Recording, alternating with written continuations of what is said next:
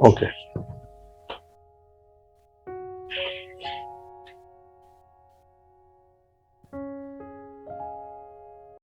Any question? No questions. Sorry, you had advised about watching what you are saying. So the nature of our lives is such that we speak so much. So, what is like a good trigger for us wherein we can stop at points where the speech is stop, and before we speak, we have that trigger wherein we think that what we are speaking is really necessary or not, or whether what we are speaking is going to be beneficial or not. How can we practice that, or what is a good way to always take a pause, maybe before speaking? Patience. You you have to learn to respond. But before that you must question. बड़े बड़े साधु संत कहते हैं कि पूछ लेना चाहिए अपने से एक बार बिफोर यू रिस्पॉन्ड, जरूरत है या नहीं, बोलना चाहिए कि नहीं. That is the only way. Secondly, this is tough. No doubt it is tough because we respond in impulses. As soon as there is a trigger, you immediately the first response is to respond. First reaction is to respond, not to keep quiet. I think with practice, as you said, abhyasa vairagya. But in a way, vairagya should be evaluating what impact you're going to make on a situation. At least come out of that illusion that if we respond, if we react, if we act, if we speak, things will change. Not only change, they will improve. That is our presumption. Out of that assumption, we think that we are going to contribute positively in any situation. So at least I feel that it is important for us to evaluate our own efficacy in terms of improving a situation, calming down a situation, solving a problem, making things better. And our history will tell us that we are not good at it, of course. Many at times you would find that mostly when we respond, we only complicate, we only make it worse than it was. Because we might be well intending people, but we are not patient and we are not aware. And awareness is that as you start speaking, as you start uttering your words, you come in the mode of speaking only, right? You don't look at, you don't stay aware what are these words, and that is why whatever I am speaking, am I listening to them? Second, understand that it is not about how to improve your relationships and how to improve your communication. At the end of it, Patanjali says, क्या फर्क पड़ता है? You see, that is vairagya. Correct. So to arrive at that conclusion, क्या फर्क पड़ता है? You have to really find out certain opportunities and compare it with your past experiences. When you spoke, what happened, and when you did not speak, what happened. When you have, apply that kind of rule, you'll find that initially it's a burden. Why? Because you are breaking a habit. But is your mind such a great speaker that internally whatever it is speaking, it is creating a peaceful atmosphere in your mind? Mind is rooted in so much peace that whatever speech it is internally giving to you, whatever katha it is giving to you in your mind, mind is talking to you. Mind continues to talk to us, is it not? Look at, and the same mind is the same mind, the words of the same mind, the same speech of the mind which is happening in the mind, which is called madhyama speech, is going to get converted into vaikhari. Now, let us understand the quality of our internal speech then. Am I speaking everything all right when I'm going to interact with someone in vocal sense? Is my internal dialogue is really peaceful to me, or it is full of expectations? Is it full of criticism? And whatever I'm listening from my mind, what are my inner voices? My inner voices are creating more calm and joy for me, or they're creating more thirst and eagerness for some change to happen outside. So when you will closely look at your own inner thoughts, that means your whatever your mind is speaking, you would immediately know that your method of intervention will change. Maybe instead of words, you will use silence. Instead of engaging in a dialogue, you would become a person who just nods, or may not be just a smiles. But that comes a little later.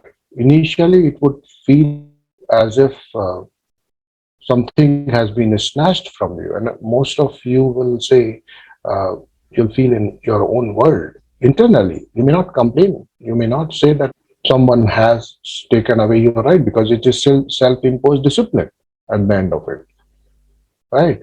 But why are you doing it should be always kept in mind. You're not doing it to improve your relationship with the world. You're not doing it to make it more congenial, right? You're not doing it only to make people happy. You're doing it to make yourself happy and joyous, right? So yes, if we look closely at things and then stay patient, fully recognizing that even if after my speaking, if things don't change, I'm okay. Now you can speak not out of expectation but out of compassion. Now this is a true suggestion. It's a suggestive way to say now. Because in the first place, Patanjali has said, Abhyas vairagya abhyam tannirodha. Drop your expectation from the world.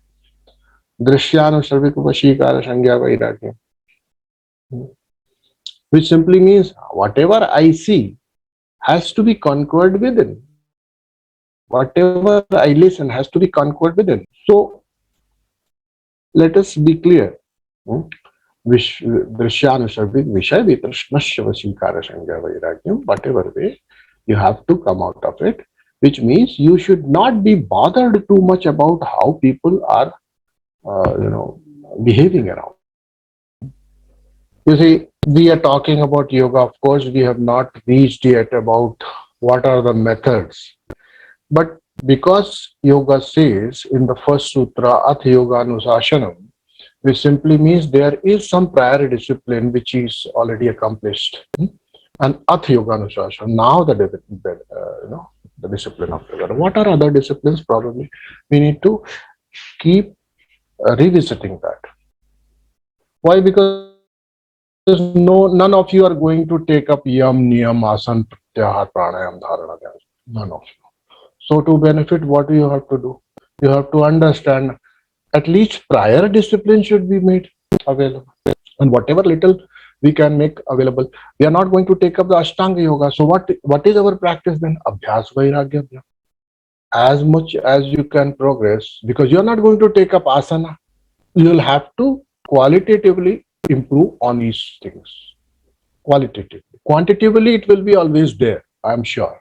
You can't say that I have followed yama in its totality and niyama in its totality. Patanjali is going to give that, but none of you are going to be able to follow it. And I can tell you, all the teachers of modern times have diluted yam niyamas, and therefore Patanjali has become ineffective. How many yogis you find enlightened?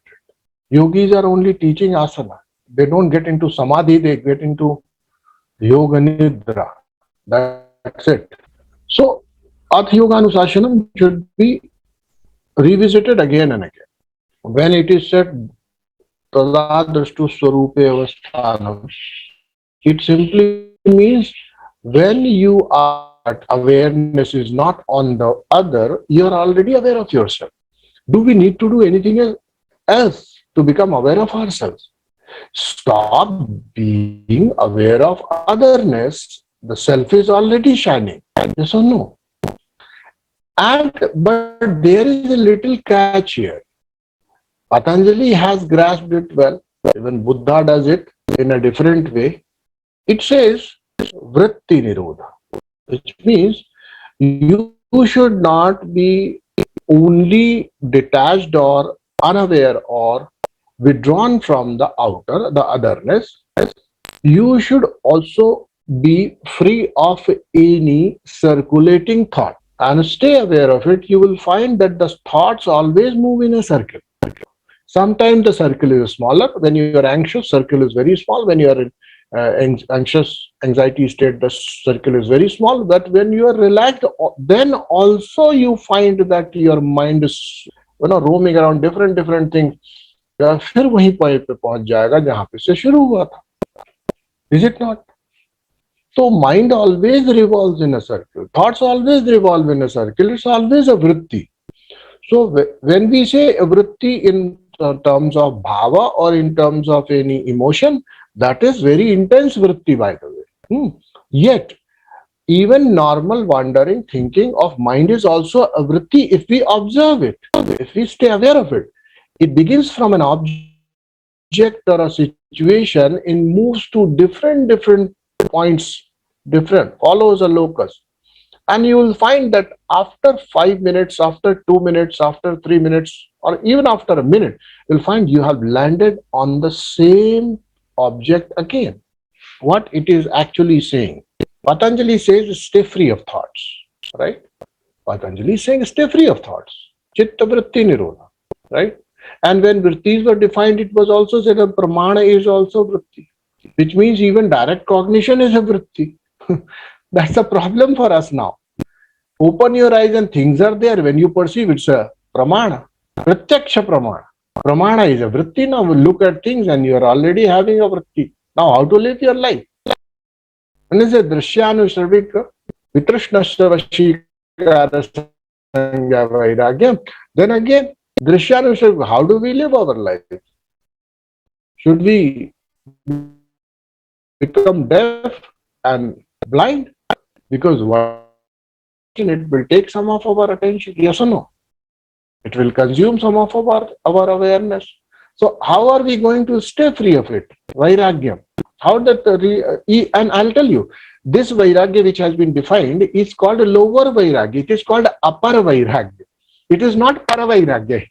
If we move to the next definition of Patanjali, which is para vairagya, it is even more tough. So, even upper vairagya, so-called lower vairagya, is not possible because we will, as we see the world, as we hear the world, we are engaged in it. So that means something is amiss.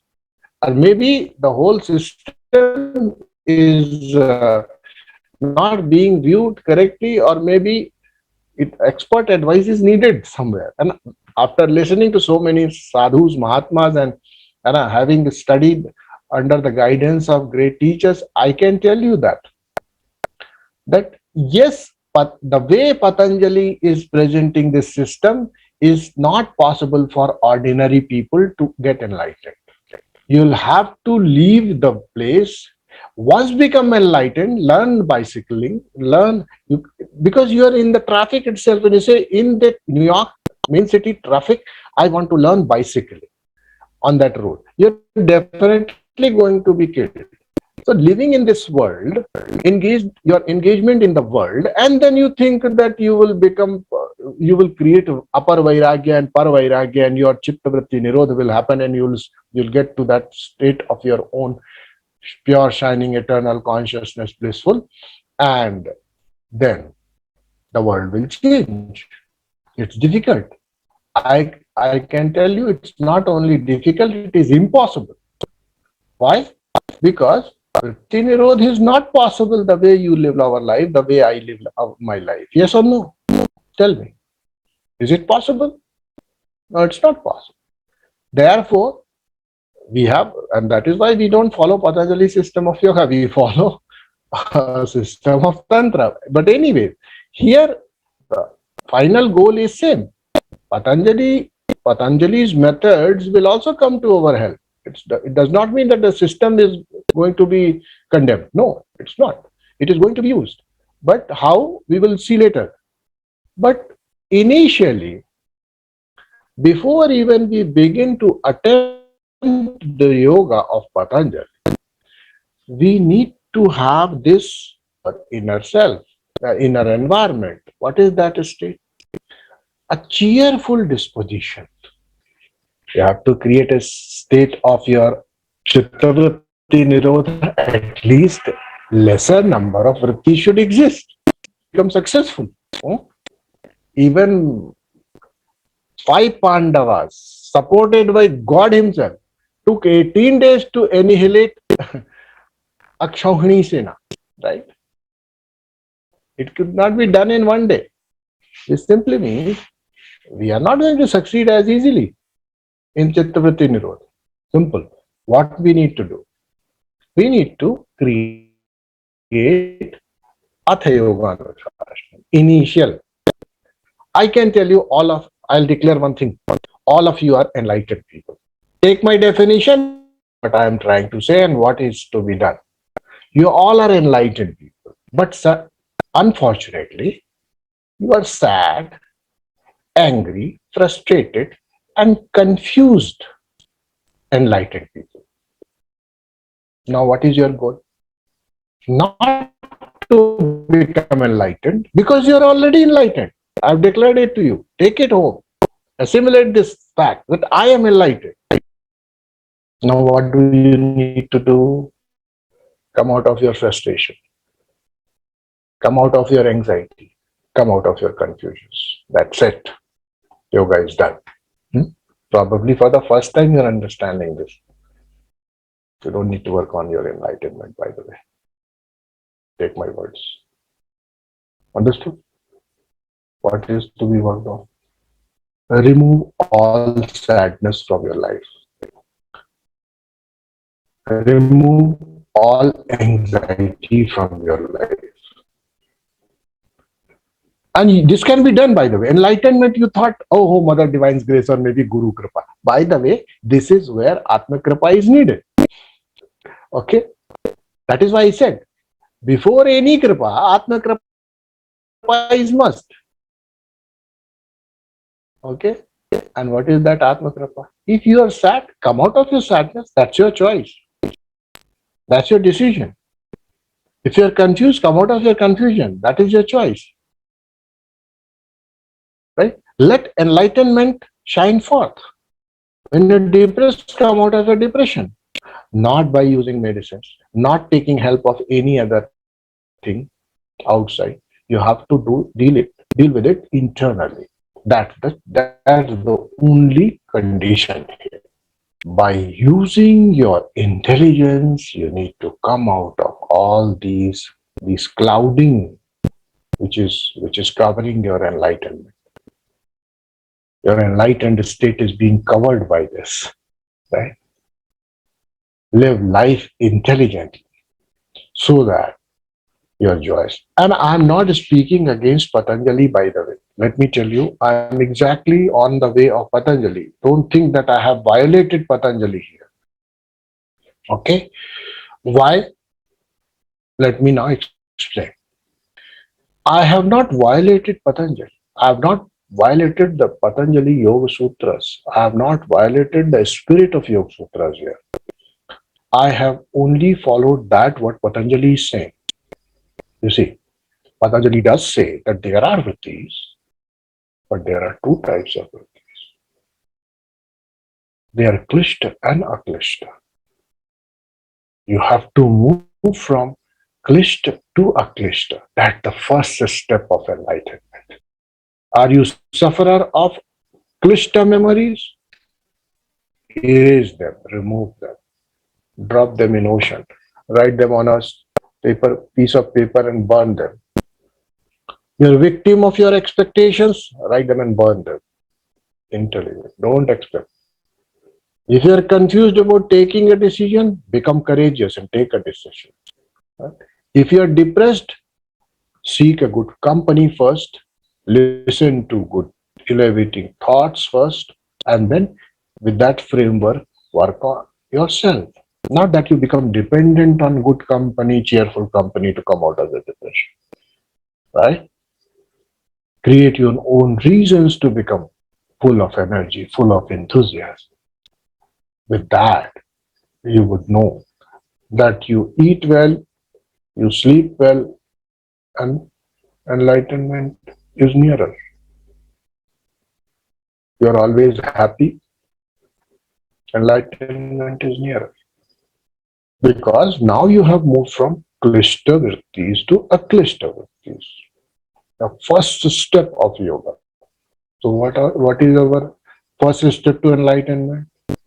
Be happy, be enthusiastic, live a life of clarity, never be confused, and stay away from anger. Why to get angry? Try to solve a problem. It is you can't solve it, leave a problem. Both way it is solved. Okay. तो मैं कहता हूँ enlightened people are cheerful. If they are cheerful, it is better. Enlightened people may be depressed also.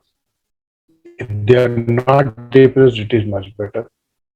Enlightened people may be anxious also. So come out of your anxiety and you will be better enlightened person. Enlightened people might be confused also. Don't you think? They can be. Come out of your confusion. Become enlightened. Or at least following the principle of Patanjali Yoga Sutra, one, you are definitely moving towards enlightenment. You've crossed one big barrier. Biggest of hurdle was your klishta vrittis. Acha. Now this vairagya, as I told, is called apara vairagya. Upper means lower. Upper vairagya was to create a dispassion for the shanusharvik vishay. You should have control on how things affect you when they come inside you. Do you have control on it? How does it affect you? When you see a thing, how does it, whether is it able to create turmoil in you, or is it able, you are able to deal with it? When you are able to deal with, you are in vashikar. Second, this also means having control on your urges, having control on your senses is the outer vairagya, upper and outer vairagya. Having control on your inner environment, even after receiving favorable, unfavorable, whatever imagery or whatever sounds and things come in, sensations come in, you deal with it. Now you are called vashikar of inner vashikar. You see, there are two vashikar which are required. One is outer, second is inner. And I can tell you, the second one can solve the problem of outer also. Right?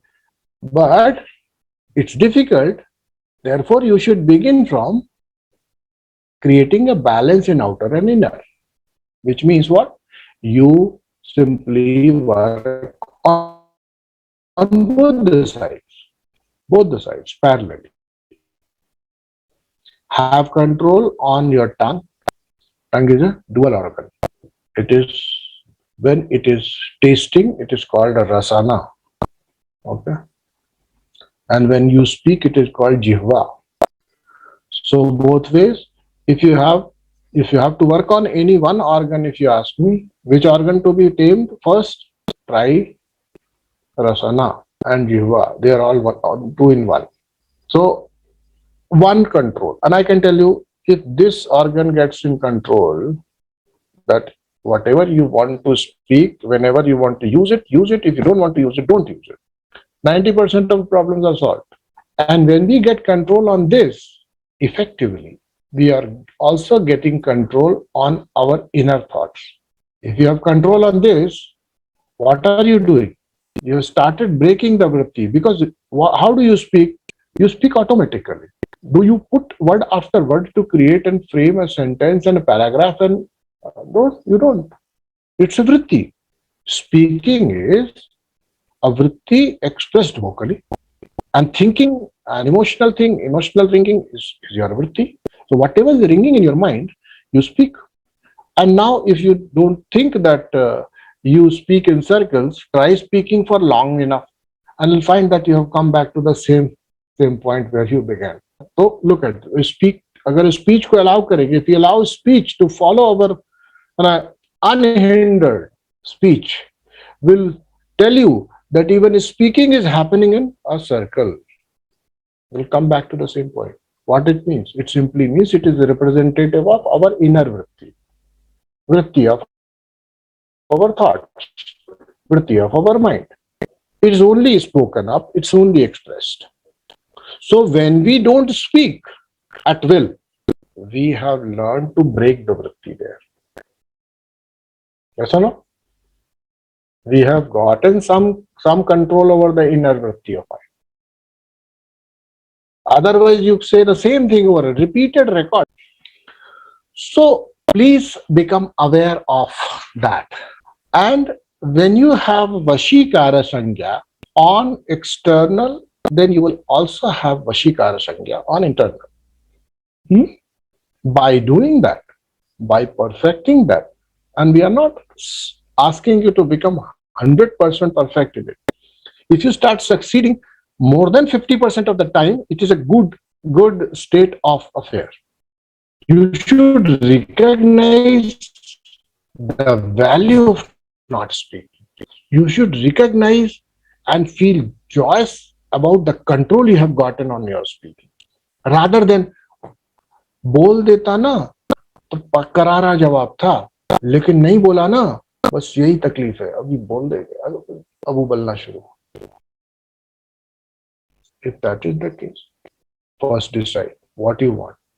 You want to settle the score? You want to win the match? That has to be clear, right? Let us be clear on our understanding of vairagya. We are not asking you to leave your ground. Stay on ground. Continue to follow the same rules which are there for everybody, but have control. More than 50% of the time, you should be able to exercise your control. And when you are able to do, आप वैराग्य की परीक्षा में अभी just पास होना शुरू हुए.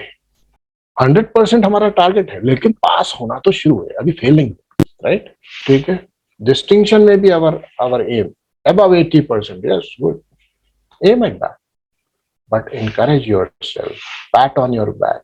Say that. Feel good that, yeah, I could. And that joy should be more than the sadness which it brings. Not saying. Also brings a lot of sadness. That pleasure which we derive after hurting people by our words, through our words. That is also a vritti. Some other people say, I'm very forgiving. You see, you forgive only those people who come crying to you, saying that they are at your feet. You can forgive them. But the one who is standing tall in front of you, having committed a mistake, realizing that he has done, but not showing the gestures, etc., not going down, not crying, not equipped with a particular facial expression, तब तक आप उसको कैसे माफ करोगे? We take pride that we are forgiving. Are you really forgiving? If you can forgive a person who is still in pride of doing what he did, then only you have succeeded. Yes or no? Tell me, the real test for you is that the person has not recognized his mistake. Person still feels it was the right thing to do. Whatever was done was right. You fully know that it was not right, but you have still forgiven. That is forgiveness. So, having cleared this much, let us move to next vairagya. Tatparam purushakhyate gunavaidrishnam. You see, it is exactly what we discussed a little while ago. I said that you have to first move from klishta to aklishta. Means you'll have to move from tamas to sattva. You have to move from take personality to give personality. You have to move from revengeful personality to forgiving personality. You have to move from a being confused personality to become a crystal clear thinking personality. You have to move from being a depressed personality to be a joyous, cheerful personality. Right? You have to move from being anxious personality to becoming a patient personality. That much you have done. And these are the good qualities, by the way. And you must start taking rasa in it also. You may start taking joy of being patient, joy of being happy go lucky, right? Joy of a person is much higher. Yes or no? Now, because he has control, right? He has much control. He is at command of his own emotion, command of his own speech.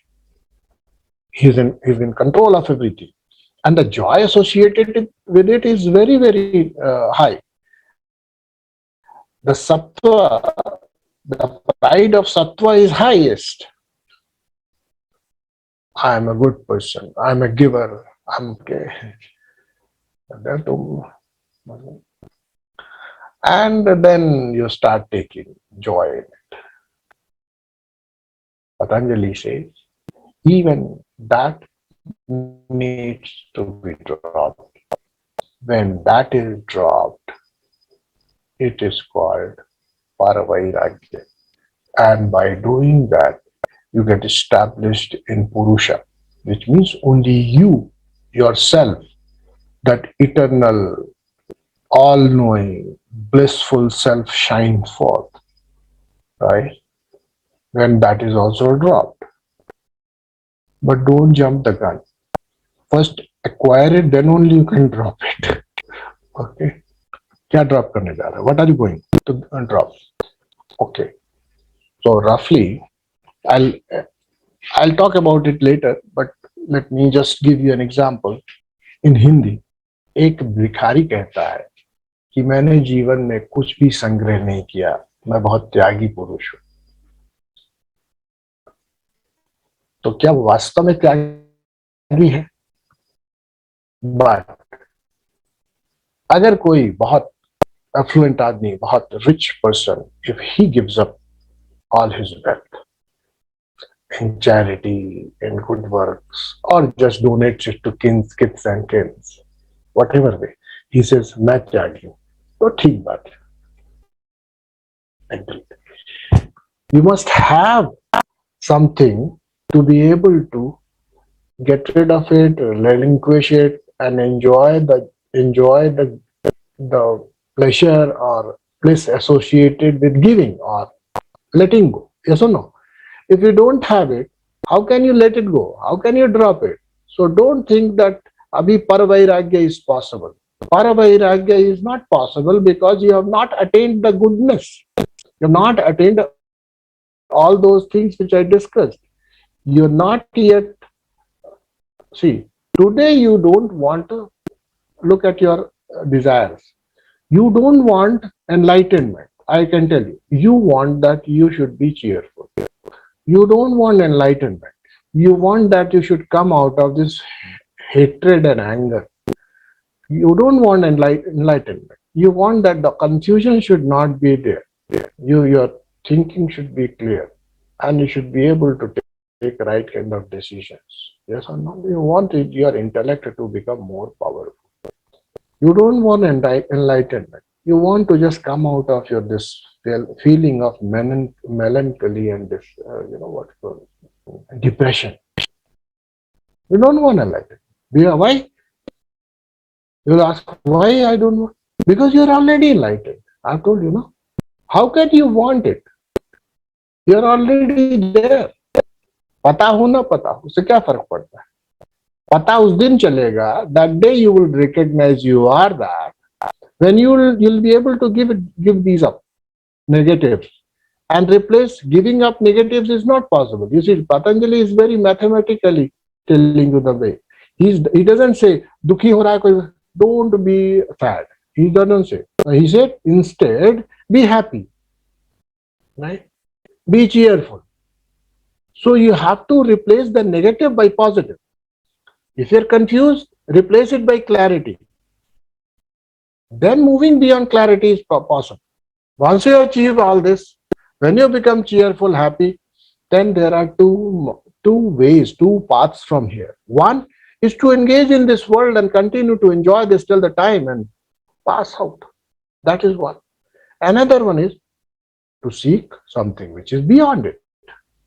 Because tell me, for any person on this planet, what is swarga?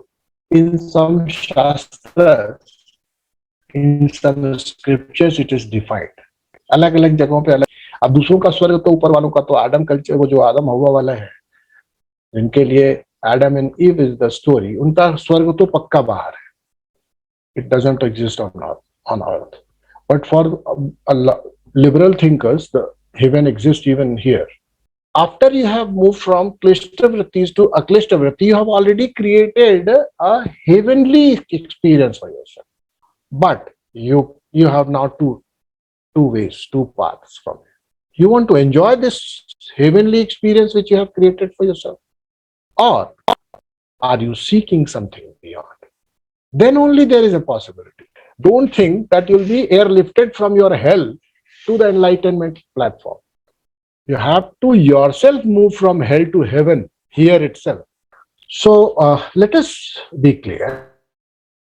Our whole objective of learning Yoga Sutras is to, at least if this much if you recognize that I have to move from klishta vrittis to aklishta vrittis, only this much if you take from here, only this much becomes your actionable.